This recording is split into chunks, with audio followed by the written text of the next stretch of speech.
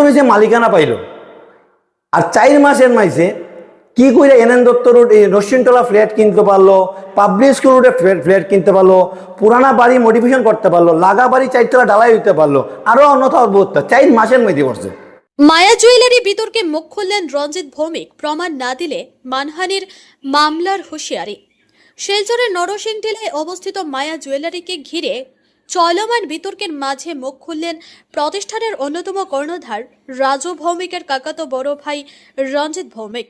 বুধবার এক সাংবাদিক সম্মেলনে রঞ্জিত ভৌমিক নিজের বিরুদ্ধে ওঠা অর্থ আত্মসাতের অভিযোগকে সম্পূর্ণ ভিত্তিহীন ও উদ্দেশ্যপ্রণোদিত বলে দাবি করেন।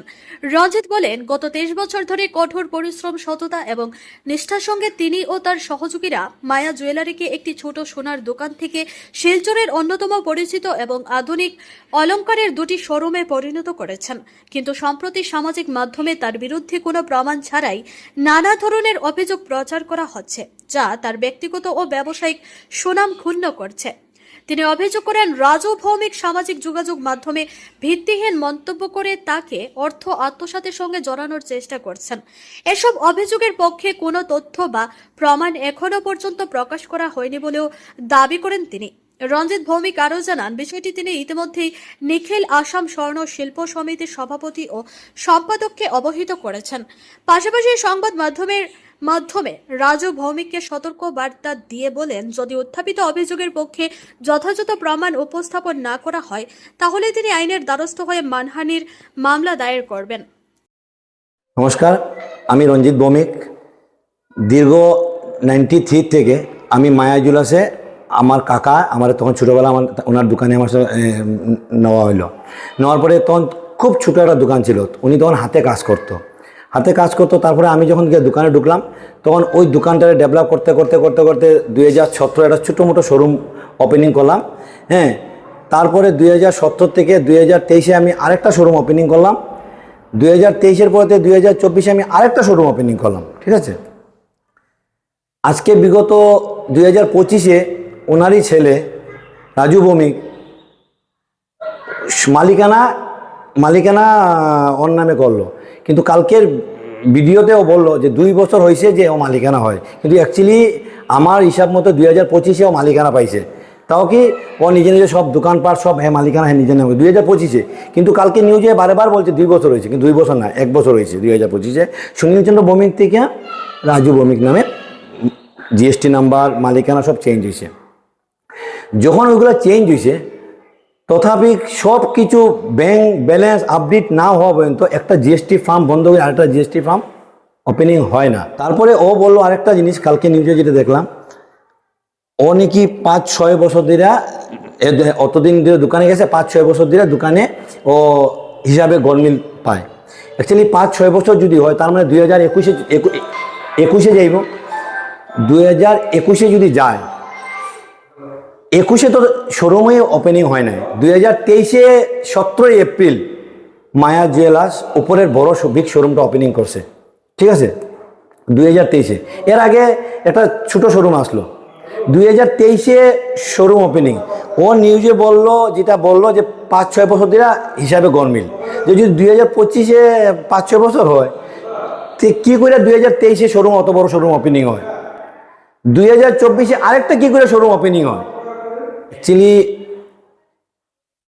আমরা যখন অ্যাকচুয়ালি তো সবগুলো জিএসটি বিল, তখন জিএসটি বিল সবগুলো আপডেট থাকে, ব্যাংক ব্যালেন্স অ্যাকাউন্ট সব ও খেয়াল করে। আমি খালি মাল চয়েস আর সেলসের দায়িত্ব আমার। Bank balance, accounts, bank details সব কিছু আমার জীবনে আমি কোনো ব্যাংকে যাইনি, সব কিছু ও হ্যান্ডলিং করে। জিএসটি বিল পেমেন্ট সব কিছু হয়। যদি মানছি এত বড় কেলেঙ্কারি যেটা বললো, জিএসটি বিল পেমেন্ট হইতেছে, স্টক মাইনাস হইতেছে। আসলে প্রতিটা শোরুমে স্টক মেনটেন খাতা থাকে, খাতা টু খাতা আপডেট আছে, স্টক মেনটেনেন্স আছে। এগুলো সব ওকে না থাকলে অতটা বছর করে দোকান কী চলে? দোকান যদি না চলে 2 বছরে 2টা শোরুম কী করে ওপেনিং হয়? ও বললো 5-6 বছর ধরে আমি এটা গরমিল, তখন তো শোরুমই ছিল না গরমিলের। তারপরে গরমিল থাকা অবস্থা 2-2টা শোরুম কী করে ওপেনিং হয়? 1 বছর আগে রাজু ভৌমিক নামে সব ফার্ম ট্রান্সফার করতে গেলে যত প্রসেসিং হয়েছে, ব্যাংক ব্যালেন্স, অডিট, গোল্ড সব কিছু ওকে হওয়ার পরে এটা ফার্ম ট্রান্সফার হয়, নাহলে আধার কার্ডগুলো ট্রান্সফার হয় না। এগুলো ওকে আসে দেখে 1 বছর আগে ট্রান্সফার করছে, কিন্তু এ বারে বার নিউজও করছে 2 বছর, মিথ্যা পুরা, ঠিক আছে। সেকেন্ড আরেকটাও আমার উপরে এলিগেশন দিল যে আমি নাকি 2 বছর আগে একটা ঘর বানাইছি। আমি 93 থেকে আমি কাজে জড়িত, ও বললো 30 বছর, কিন্তু অ্যাকচুয়ালি 30 না, আমি 33 বছর হয়েছে, ঠিক আছে। যে যদি একটা মানুষ 33 বছর ধরে পরিশ্রম করে, এ কি একটা ঘর বানাইতে পারতো না? ঠিক আছে, আমি ঘর বানাই 2 বছর আগে ঘর বানাইছি, তা আমি 33 বছর কী করলাম? আমি 33টা বছর পরিশ্রম কী করলাম? ওইটাই তার, ঠিক আছে। কি দীর্ঘ ও করলো, কিন্তু ও তো আমার উপরে করলো, কিন্তু ও 1 বছর হয়েছে মালিকানা পাইলো, আর 4 মাসের মাইছে কি করে এনএন দত্ত রোড এই রশ্মিনতলা ফ্ল্যাট কিনতে পারলো, পাবলিক স্কুল রোডে ফ্ল্যাট কিনতে পারলো, পুরানা বাড়ি মডিফিকেশন করতে পারলো, লাগা বাড়ি 4 তলা ঢালাই দিতে পারলো, আরও অন্যথা অদ্ভুতটা 4 মাসের মধ্যে করছে।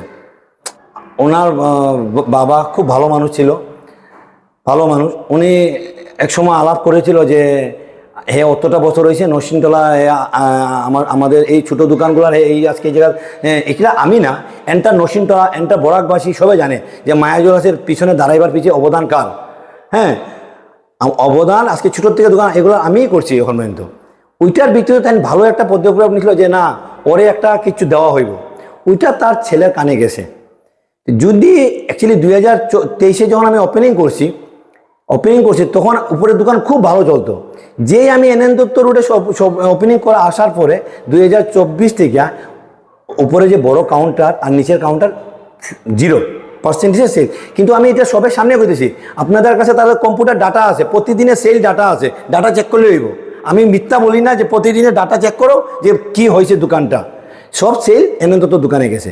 ওখন ওর ভিত্তি এটাই গেছে, যদি আমি এনএন দত্ত দোকান দাবি করি, আমি তো করি নাই, ওর বাবা যেটা, হ্যাঁ, তে তো তার অবস্থা খারাপ, তার লিগে এই মিথ্যা অপবাদ আমার দোকান থেকে বাই করা হয়েছে। দোকান থেকে বাই করছে আমার 1 মাস আগে। যদি যে এলিগেশন লাগাইলো, যদি আমি কোনো খারাপ করতাম, আমাদের রুলস অফ রেগুলেশনে আমাদের এই জিনিসটা আগে আমাদের অ্যাসোসিয়েশনে যাইতো, অ্যাসোসিয়েশন যদি জিনিসটা প্রবলেম সলভ না করতে পারতো তারপরে থানায় যাইতো, থানাও যদি সলভ করতে না পারতো তারপর আমার আইনে পদ্ধতি যেরকম সব ফল করতো। আমার সুন্দরভাবে দোকান থেকে বাই করা হয়েছে। বাই করার পরে আমার 1 মাস পরে আমার একটা ফেসবুকে এই পোস্টটা দিছে যে মায়া জুয়েলার্সের লগে রঞ্জিত ভৌমিকের কোনো জড়িত নাই, যদি আপনারা কোনো লেনদেন করেন এটা আপনারা লিখছে, মায়া জুয়েলার্সের নাই, ঠিক আছে। এটা পোস্ট দিল। আর একটা যুব দর্পণ নাকি একটা, ওইটা তো আপনার এই সেম জিনিসটা দিছে, সুন্দর। অতদিন যাওয়ার পরে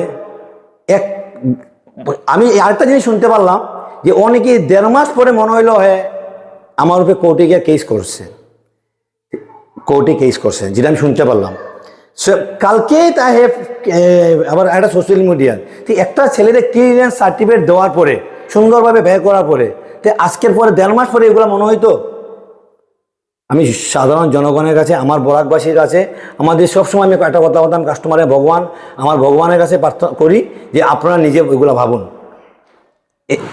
ইয়ে বললো যে কারিগরের হিসাব মিলে নাই, ঠিক আছে।